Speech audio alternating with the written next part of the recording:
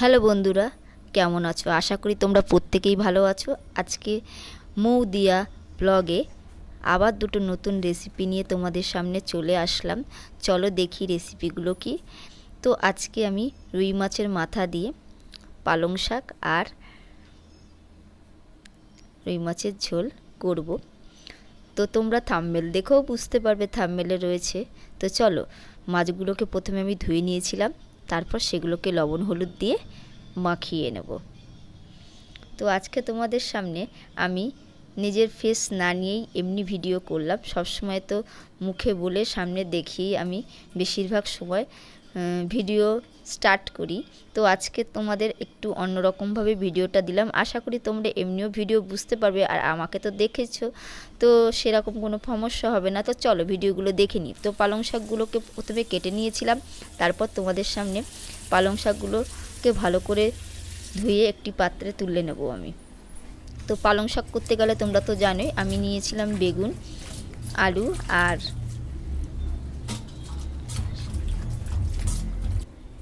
কটা কাঁচা লঙ্কা। সেগুলো ধোয়া হয়ে গেল। এবার আমি গ্যাস জ্বালিয়ে তাতে কড়া চাপিয়ে দেব। কড়া গরম হলে পরিমাণ মতন আমি তেল দিয়ে দেব। যেহেতু পালং শাক রান্না করব, প্রথমে আমি মাথাগুলোকে ভেজে নেব।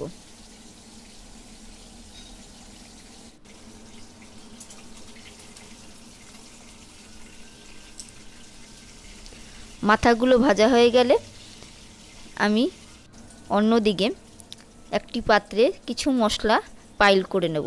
কিছু পরিমাণ জিরের গুঁড়ো আর লঙ্কার গুঁড়োকে আমি একটু সামান্য জল দিয়ে কিছুক্ষণের জন্য ভিজিয়ে দেব। আর ওদিকে মাথাগুলো ভাজার জন্য তো বলেই দিলাম, ভাজার জন্য আমি রেখেছি। আর এইদিকে তোমাদেরকে এটা দেখাচ্ছি, অন্যদিকে রুই মাছের মাথাগুলো আমার ভাজা হচ্ছে। তো দেখতেই পাচ্ছ আমি রুই মাছের মাথাগুলোকে সুন্দর করে ভেজে নিলাম। এবার আমি একটি পাত্রে সেগুলোকে তুলে নিলাম।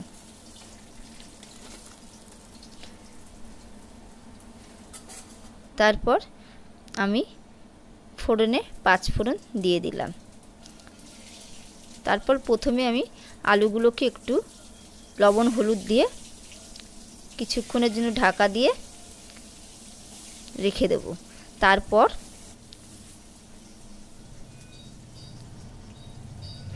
বাকিগুলো করব।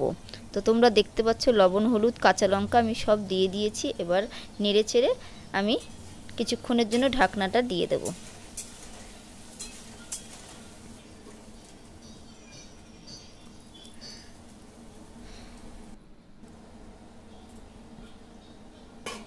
কিছুক্ষণ পর ঢাকনাটাকে খুলে তোমরা দেখতেই পাচ্ছ আমার আলু ভাজাটা অনেকটাই হয়ে গেছে। এবারে আমি পালং শাকগুলো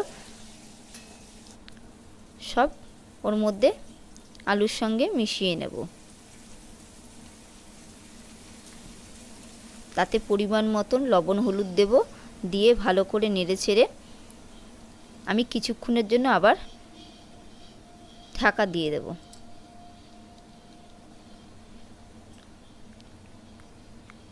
যে কোনো শাক বলো, যে কোনো তরিতরকারি বলো, একটু ঢেকে ঢেকে করলে যে ভাপে ভাপে রান্নাটা হয় সেটা খুব খেতেও ভালো লাগে আর স্বাদ লাগে।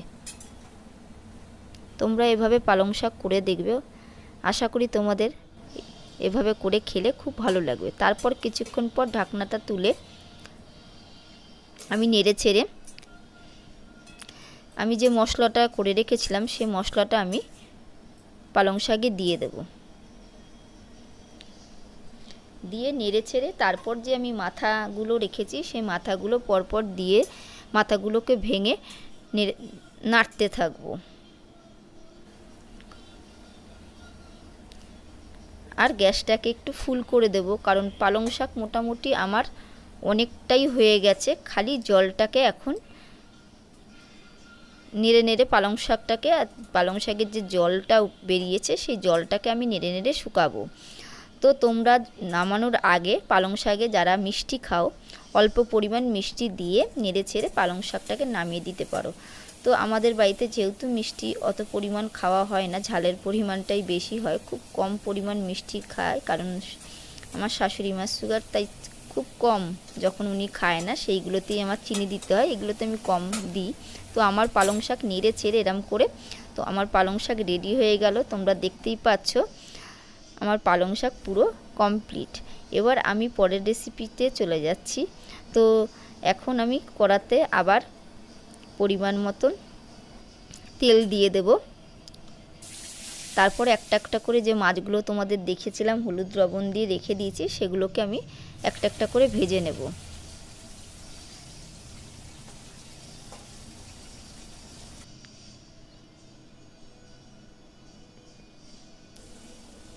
তারপর যে আলুগুলো আমি কেটেছি, আলু, লঙ্কা, পেঁয়াজ, আদা তোমরা দেখতে পাচ্ছ, সেগুলোকে পরিষ্কার জলে আমি ধুয়ে নেব।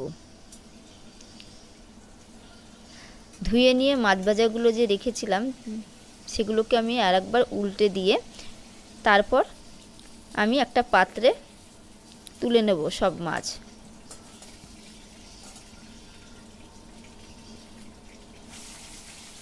এরমভাবে আমি সব মাছগুলোকে একটা একটা করে পরপর ভেজে নেব। তোমরা ভিডিওটা দেখতে থাকো।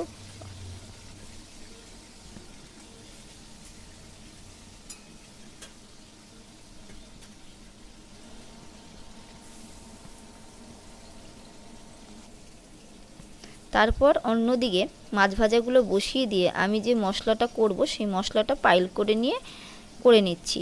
তো আমি জিরের গুঁড়ো নিলাম, কিছু পরিমাণ শুকনো লঙ্কার গুঁড়ো, আর মশলা বলতে তোমরা তো দেখলেই আদা আর পেঁয়াজ ছিল ওখানে, সেগুলোকে আমি গ্রেট করে নেব। তোমরা চাইলে বেটে বা মিক্সারে করে নিতে পারো, আমি একটু গ্রেট করে নেব। তো আদাটাকে প্রথমে গ্রেট করব, তারপরে পেঁয়াজটাকে করব। তোমরা দেখতে থাকো।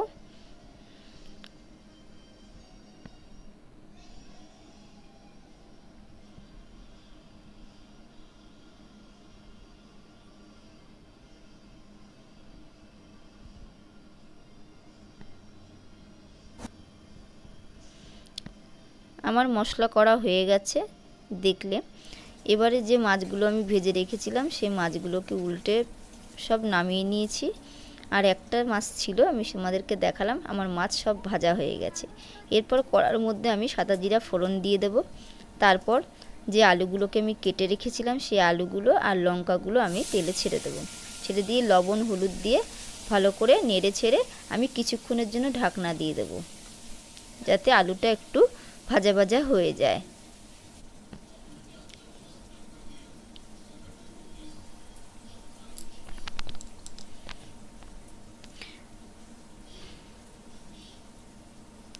তোমরা আমার এইরকমভাবে রান্না করে খেয়ে দেখবে, তোমাদের অবশ্যই ভালো লাগবে। মাঝে মধ্যে একটু অন্যরকমভাবে রান্না করলে সবারই খেতে ভালো লাগে। তো তোমরাও আমার মতন একটু রান্না করে খাবে, দেখবে অনেক সময়ের জন্য অন্যরকম রান্না করলে ভালো লাগে। তো আমার দেখছো কিছুক্ষণ পর আমি আবারও ঢাকনাটা খুলে আলু ভাজাটাকে নেড়ে ছেড়ে আমি যে মশলাটা করে রেখেছিলাম সেই মশলাটাকে ঢেলে দিলাম। এবার বাটি ধোয়া জলটা আমি দিয়ে দিলাম। এবার পরিমাণ মতন সেখানে লবণ হলুদ সব দিয়ে আমি মশলাটাকে নাড়তে থাকবো। তো আমার কথা কিছু আগে পরে হয়ে যায়, কম বেশি, তো ভুল ত্রুটি হতেই পারে। তো সেই জন্য তোমরা তো অবশ্য বুঝতেই পারছো যারা রান্না করো, তো আগে পিছিয়ে একটু কথা হয়ে যাচ্ছে। আর তোমাদের সাথেও আমি একটু গল্প করছি। এবার ভালো করে যতক্ষণ মশলার থেকে তেলটা না উপরে উঠে আসে ততক্ষণ আমি মশলাটাকে ভালো করে কষিয়ে নেব।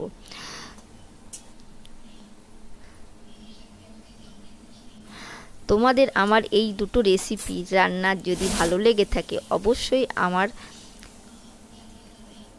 ভিডিওগুলোকে তোমরা একটা লাইক, শেয়ার আর কমেন্ট করে দিও। আর আমার চ্যানেলটাকে সাবস্ক্রাইব করে দিও।